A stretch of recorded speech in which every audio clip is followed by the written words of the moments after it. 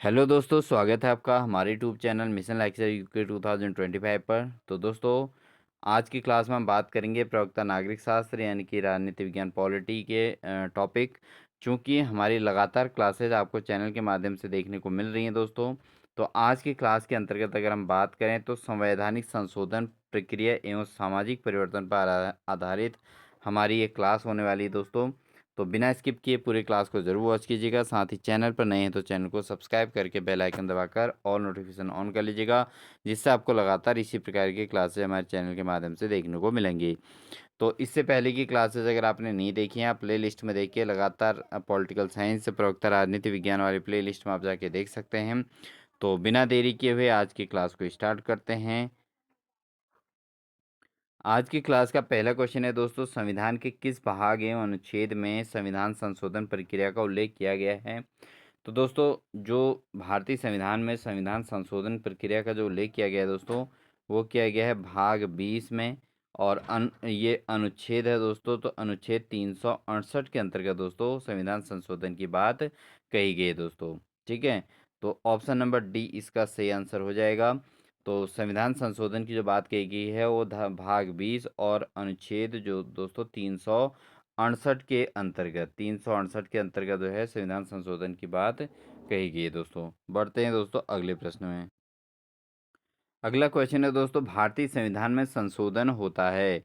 तो भारतीय संविधान में संशोधन किसके अनुसार होता है दोस्तों। तो भारतीय संविधान में जो संशोधन होता है धारा 368 के अनुसार दोस्तों भारतीय संविधान में संशोधन किया जाता है। तो ऑप्शन नंबर बी इसका बिल्कुल सही आंसर हो जाएगा। बढ़ते हैं दोस्तों अगले प्रश्न में। भारतीय संविधान की कौन सी विशेष व्यवस्था दक्षिण अफ्रीका के संविधान से ली गई है। तो भारतीय संविधान की कौन सी विशेषता जो है दक्षिण अफ्रीका से ली गई है दोस्तों, वो ली गई है संविधान संशोधन। तो दोस्तों हमारा टॉपिक भी संविधान संशोधन का ही चल रहा है। तो ये जो संविधान संशोधन का कॉन्सेप्ट लिया गया है दोस्तों, वो लिया गया है कहाँ से, दक्षिण अफ्रीका से लिया गया है दोस्तों। अगला क्वेश्चन है दोस्तों, संविधान संशोधन कितने प्रकार से किया जा सकता है। तो संविधान संशोधन जो भारतीय संविधान संशोधन है दोस्तों, वो मुख्यतः 3 प्रकार से किया जा सकता है। भारत के संविधान संशोधन की जो प्रक्रिया है दोस्तों, इसको 3 प्रकार से संशोधित किया जा सकता है। तो ऑप्शन नंबर बी इसका सही आंसर हो जाएगा। बढ़ते हैं दोस्तों अगले प्रश्न में। संविधान संशोधन हेतु विधेयक सर्वप्रथम कहाँ प्रस्तुत किया जाता है। तो दोस्तों संविधान संशोधन का जो विधेयक है वो सबसे पहले कहाँ प्रस्तुत किया जाता है। तो दोस्तों ये किया जाता है संसद में किसी एक सदन में। तो या तो राज्यसभा में या लोकसभा में दोस्तों संविधान संशोधन विधेयक जो है सर्वप्रथम प्रस्तुत किया जाता है। तो ऑप्शन नंबर ए इसका बिल्कुल सही आंसर हो जाएगा दोस्तों। बढ़ते हैं दोस्तों अगले प्रश्न में। अगला प्रश्न है, संविधान संशोधन की पहल की जा सकती है।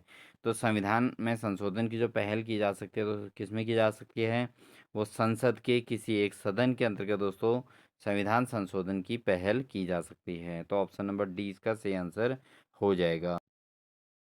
बढ़ते हैं दोस्तों अगले प्रश्न में। संविधान के अधिकांश अनुच्छेदों को संशोधित करने के लिए कौन सी प्रक्रिया अपनाई जाती है। तो संविधान में जो अधिकांश अनुच्छेद हैं इनको संशोधित करने के लिए कौन सी प्रक्रिया अपनाई जाती है दोस्तों। तो ये अपनाई जाती है दोस्तों साधारण बहुमत प्रक्रिया द्वारा। तो साधारण बहुमत प्रक्रिया द्वारा दोस्तों अनुच्छेदों के संशोधन करने की प्रक्रिया अपनाई जाती है। तो ऑप्शन नंबर ए इसका बिल्कुल सही आंसर हो जाएगा। अगला क्वेश्चन है दोस्तों, भारतीय संविधान के अधिकांश भाग संशोधित किया जाता है। तो भारतीय संविधान का अधिकांश भाग किससे संशोधित किया जाता है दोस्तों, अकेले संसद के द्वारा ही दोस्तों संविधान का अधिकांश भाग संशोधित किया जाता है। ठीक है, बढ़ते हैं अगले प्रश्न में। अगला क्वेश्चन है दोस्तों, क्या राज्य विधानमंडल संविधान संशोधन प्रक्रिया को प्रारंभ कर सकता है। तो दोस्तों अगर हम बात करें कि राज्य विधानमंडल संविधान संशोधन प्रक्रिया को प्रारंभ कर सकता है या नहीं, तो दोस्तों राज्य विधानमंडल जो है ये संविधान संशोधन प्रक्रिया को प्रारंभ नहीं कर सकता। ठीक है, तो ऑप्शन नंबर बी इसका बिल्कुल सही आंसर हो जाएगा। बढ़ते हैं दोस्तों अगले प्रश्न में। अगला प्रश्न है, संविधान में संशोधन नहीं किए जा सकते। तो कैसे नहीं किया जा सकते दोस्तों, अगर हम बात करें तो संविधान में संशोधन कैसे नहीं किए जा सकते हैं। देखिए, लोकसभा और राज्यसभा के साधारण बहुमत से ये तो किए जा सकते हैं, क्योंकि जो संविधान संशोधन की प्रक्रिया या तो लोकसभा से होगी या राज्यसभा से होगी, यानी कि संसद के द्वारा होगी, तो बिल्कुल सही है। संसद सदस्यों के 2/3 बहुमत से, ये भी बिल्कुल सही है, यहाँ से भी संविधान का संशोधन हो सकता है। संसद सदस्यों के 2/3 व राज्यों के 1/3 बहुमत से, ये भी हो सकता है। लेकिन जनमत संग्रह से दोस्तों ये नहीं किया जा सकता संविधान संशोधन, केवल जनमत से नहीं हो सकता। संसद में लोकसभा और राज्यसभा के सदस्यों के द्वारा ही इस पर डिसीजन लिया जाता है दोस्तों। तो ऑप्शन नंबर डी इसका बिल्कुल सही आंसर हो जाएगा।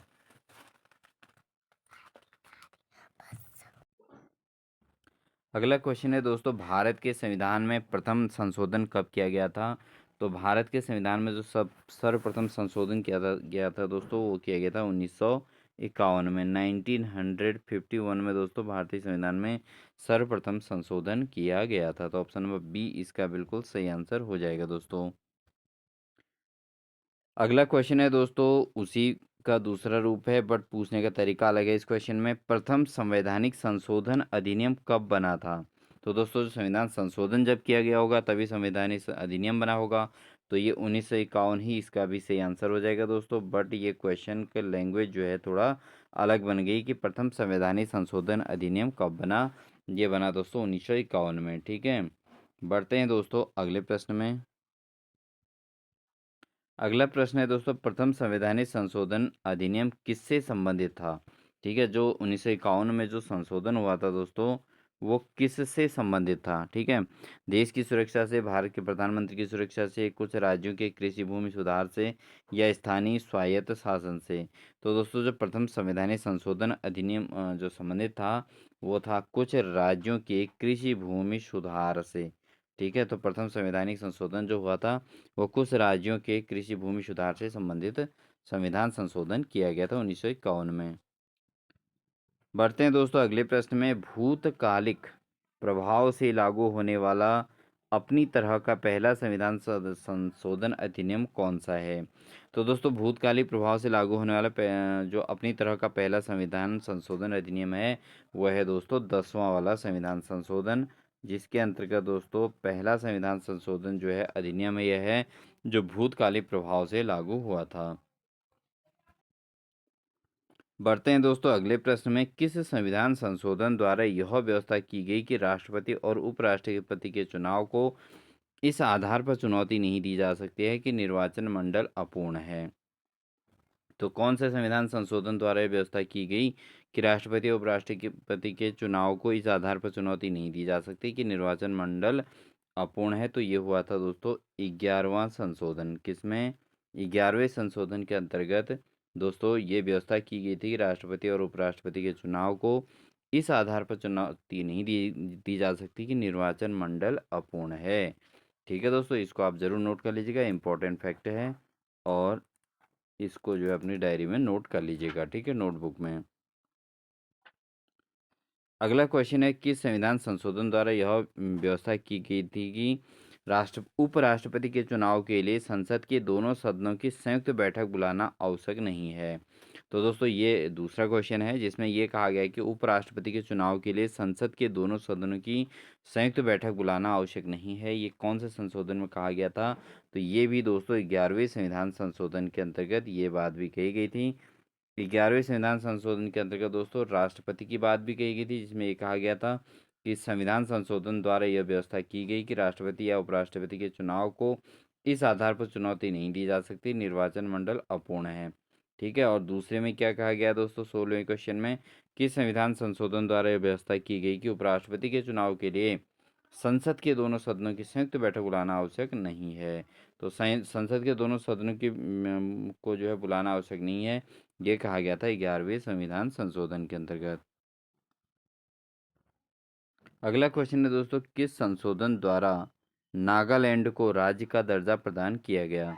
तो कौन सा संविधान संशोधन किया गया था इसमें नागालैंड को राज्य का दर्जा प्रदान किया गया था दोस्तों? ये किया गया था 13वें संविधान संशोधन के अंतर्गत।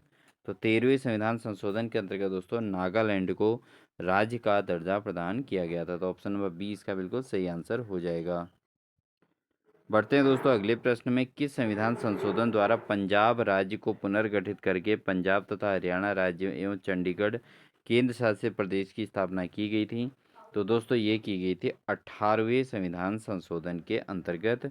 दोस्तों 18वें संविधान संशोधन द्वारा पंजाब राज्य को पुनर्गठित करके पंजाब और हरियाणा राज्य एवं चंडीगढ़ केंद्र शासित प्रदेश की स्थापना की गई थी। तो ऑप्शन नंबर बी इसका बिल्कुल सही आंसर हो जाएगा। बढ़ते हैं दोस्तों अगले प्रश्न में। संविधान की 8वीं अनुसूची में सिंधी भाषा को किस संवैधानिक संशोधन द्वारा शामिल किया गया? तो संविधान की 8वीं अनुसूची में सिंधी भाषा को जो है जोड़ा गया था दोस्तों। तो किस संवैधानिक संशोधन के द्वारा शामिल किया गया था दोस्तों? ये किया गया था 21वां संविधान संशोधन था, जिसके अंतर्गत दोस्तों सिंधी भाषा को संवैधानिक संशोधन द्वारा शामिल किया गया था दोस्तों 8वीं अनुसूची में। ठीक है, बढ़ते हैं अगले प्रश्न में। अगला क्वेश्चन है दोस्तों, किस संवैधानिक संशोधन अधिनियम द्वारा मेघालय राज्य की स्थापना की गई थी? तो मेघालय राज्य की जो स्थापना की गई थी किस संविधान संशोधन में की गई थी दोस्तों? तो ये की गई थी दोस्तों 22वें संविधान संशोधन के अंतर्गत मेघालय राज्य को जो है इसकी स्थापना कर दी गई थी। तो 42वें संविधान संशोधन हुआ था, तो उस समय जो है मेघालय के रूप में एक अलग राज्य जो है देश को मिला था दोस्तों। ठीक है, तो ये थे हमारे 20 क्वेश्चन दोस्तों। बढ़ते हैं अगले क्वेश्चन में। अगला क्वेश्चन है दोस्तों, संसद को मौलिक अधिकारों में संशोधन करने का अधिकार संविधान के किस संशोधन द्वारा दिया गया? तो संसद को मौलिक अधिकारों में संशोधन करने का जो अधिकार दिया गया था वो किस संविधान संशोधन के द्वारा दिया गया था दोस्तों? ये दिया गया था 24वें संविधान संशोधन के द्वारा। जो है संविधान जो मौलिक अधिकारों में संशोधन करने का अधिकार संविधान के जो है 24वें संविधान संशोधन द्वारा दिया गया था दोस्तों। ठीक है, मौलिक अधिकारों में संशोधन करने का अधिकार मिला है, वो मिला है 24वें संविधान संशोधन द्वारा। बढ़ते हैं दोस्तों अगले प्रश्न में। अगला प्रश्न है दोस्तों, देसी नरेशों के प्रिव्यपर्सों और विशेषाधिकारों को किस संवैधानिक संशोधन अधिनियम द्वारा समाप्त किया गया? तो देसी नरेशों के जो प्रिव्यपर्स थे और उनके विशेषाधिकार थे दोस्तों, उसको किस संवैधानिक संशोधन अधिनियम द्वारा समाप्त किया गया था? तो ये किया गया था दोस्तों 26वें संविधान संशोधन के द्वारा। तो 26वें संविधान संशोधन के द्वारा दोस्तों इसको जो है संशोधित करके अधिनियम द्वारा समाप्त किया गया था दोस्तों। बढ़ते हैं दोस्तों क्वेश्चन नंबर 23 पर। तो यहाँ पर किस संवैधानिक संशोधन अधिनियम द्वारा लोकसभा सीटों की अधिकतम संख्या 545 निर्धारित की गई थी? तो दोस्तों कौन सा संविधान संशोधन हुआ था जिसमें पूरे भारत में जो लोकसभा की सीटें थी उनको 545 रखी गई थी? तो ये किया गया था दोस्तों 31वें संविधान संशोधन के द्वारा लोकसभा सीटों की अधिकतम संख्या 545 निर्धारित कर दी गई थी। बढ़ते हैं दोस्तों अगले प्रश्न में। सिक्किम को भारतीय संघ के सह राज्य दर्जा किस संशोधन द्वारा प्रदान किया गया था? तो सिक्किम को जो है जो भारतीय संघ के सह राज्य का जो दर्जा मिला था दोस्तों, मिला था 35वें संविधान संशोधन के द्वारा, यानी कि ऑप्शन नंबर सी इसका बिल्कुल सही आंसर हो जाएगा। बढ़ते हैं दोस्तों अगले प्रश्न में। सिक्किम को पूर्णतः राज्य का दर्जा किस संवैधानिक संशोधन द्वारा दिया गया था? तो सिक्किम को भी पूर्ण राज्य का दर्जा जो मिला था दोस्तों किससे मिला था? वो मिला था 36वें संविधान संशोधन के अंतर्गत। ठीक है, जब 36वां संविधान संशोधन हुआ था दोस्तों, उस समय सिक्किम को भी एक पूर्ण राज्य का दर्जा प्रदान किया कर दिया गया था। बढ़ते हैं दोस्तों 26वें क्वेश्चन में। किस संविधान संशोधन अधिनियम द्वारा राज्य लोक सेवा आयोग के अध्यक्ष एवं सदस्यों की सेवानिवृत्ति की आयु सीमा 60 वर्ष से घटाकर 62 वर्ष कर दी गई थी? तो किस संविधान संशोधन में हुआ था दोस्तों 60 से बढ़ाकर 62 वर्ष कर दी गई थी? तो ये हुआ था 41वें संविधान संशोधन के द्वारा। तो ऑप्शन नंबर ए इसका बिल्कुल सही आंसर हो जाएगा दोस्तों। तो 41वें संविधान संशोधन में दोस्तों राज्य लोक सेवा आयोग के अध्यक्ष और सदस्यों की सेवानिवृत्ति की आयु 60 वर्ष से घटाकर जो है बढ़ाकर कहाँ कर दी थी दोस्तों? 60 से कहाँ कर दी थी? 62 कर दी गई है दोस्तों। ठीक है, बढ़ते हैं दोस्तों अगले प्रश्न में। निम्न में से कौन सा संशोधन अधिनियम मिनी संविधान माना जाता है? तो इम्पोर्टेंट फैक्ट है दोस्तों कि कौन सा संविधान संशोधन मिनी संविधान माना जाता है। तो दोस्तों यह है 1976 में जो संविधान संशोधन हुआ था, 42वें संविधान संशोधन 1976 में हुआ था। तो इसको दोस्तों मिनी संविधान का दर्जा मिला है। ठीक है दोस्तों, 42वां संविधान संशोधन 1976। तो ये दोस्तों मिनी संविधान का नाम से जाना जाता है। इम्पोर्टेंट फैक्ट है, इसको ज़रूर नोट कर लीजिएगा। बढ़ते हैं दोस्तों अगले प्रश्न में। भारतीय संविधान की प्रस्तावना में समाजवादी और धर्मनिरपेक्ष शब्द किस संविधान संशोधन में जोड़े गए थे? तो भारतीय संविधान में जो समाजवादी और धर्मनिरपेक्ष जोड़ा गया था दोस्तों, ये भी 42वें संविधान संशोधन का ही देन है दोस्तों। ठीक है, तो ऑप्शन नंबर सी इसका भी सही आंसर हो जाएगा। बढ़ते हैं दोस्तों अगले प्रश्न में। अगला प्रश्न है, शिक्षा को किस संवैधानिक संशोधन के द्वारा राज्य सूची से समवर्ती सूची में लाया गया था? तो दोस्तों शिक्षा को संविधान में राज्य सूची से समवर्ती सूची में जो लाया गया था, समवर्ती सूची में लाया गया था 42वें संविधान संशोधन के अंतर्गत। ठीक है दोस्तों। बढ़ते हैं दोस्तों अगले प्रश्न में। भारतीय संविधान में किस संशोधन द्वारा नागरिकों के मौलिक कर्तव्यों को सम्मिलित किया गया है? तो नागरिकों के जो मौलिक कर्तव्य हैं वो कौन से संविधान संशोधन में किए गए दोस्तों? वो भी 42वें संविधान संशोधन के अंतर्गत ये किए गए हैं दोस्तों। ठीक है, इसलिए 42वें संविधान संशोधन 1976 को दोस्तों संविधान एक मिनी संविधान का दर्जा दिया गया है, क्योंकि उसमें बहुत सारे परिवर्तन किए गए हैं दोस्तों। अगला क्वेश्चन है दोस्तों, किस संविधान संशोधन द्वारा किन्हीं विशेष परिस्थितियों में नीति निर्देशक सिद्धांतों को मूल अधिकारों के ऊपर अधिक महत्व देने का प्रावधान है?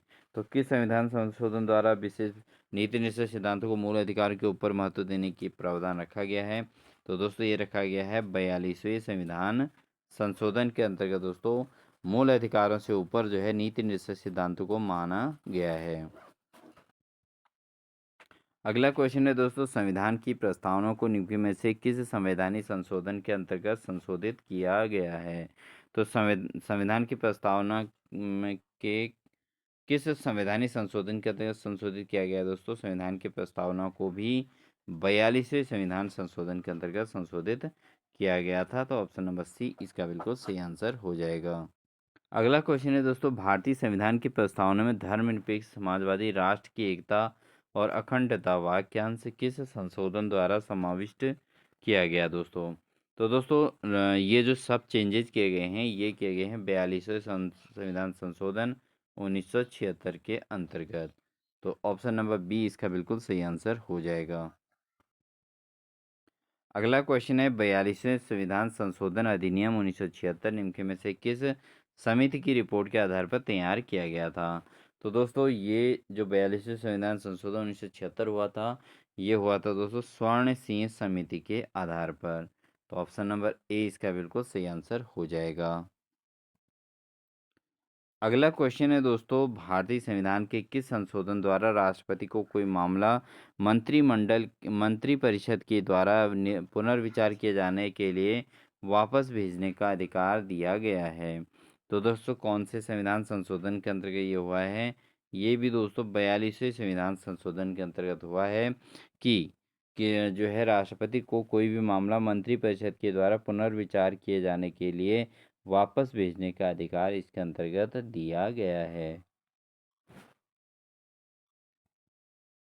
बढ़ते हैं दोस्तों अगले प्रश्न में। निम्नलिखित में से संविधान के किस संशोधन द्वारा यह स्पष्ट रूप से बताया गया कि भारत का राष्ट्रपति मंत्रिपरिषद द्वारा किए गए परामर्श को मानने हेतु बाध्य है? तो दोस्तों किस संविधान संशोधन में ये बात कही गई थी? तो ये किया गया था दोस्तों 42वें संविधान संशोधन के अंतर्गत। इसीलिए 42वें संविधान संशोधन को भारतीय संविधान जो है मिनी संविधान के नाम से भी जाना जाता है। अगला क्वेश्चन है दोस्तों, किस संवैधानिक संशोधन अधिनियम ने राज्य के नीति निश्चित तत्वों को मौलिक अधिकारों की अपेक्षा अधिक प्रभावशाली बनाया है? तो दोस्तों किस संविधान संशोधन ने इनको जो है मौलिक अधिकारों से अधिक प्रभावशाली नीति निश्चित तत्वों को बनाया है? तो दोस्तों ये बनाया है 42वें संविधान संशोधन के द्वारा।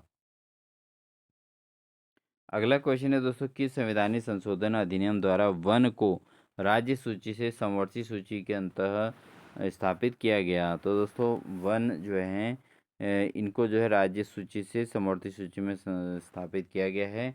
तो ये कौन से संशोधन में हुआ है दोस्तों? ये भी 42वें संविधान संशोधन के अंतर्गत हुआ है दोस्तों। ठीक है,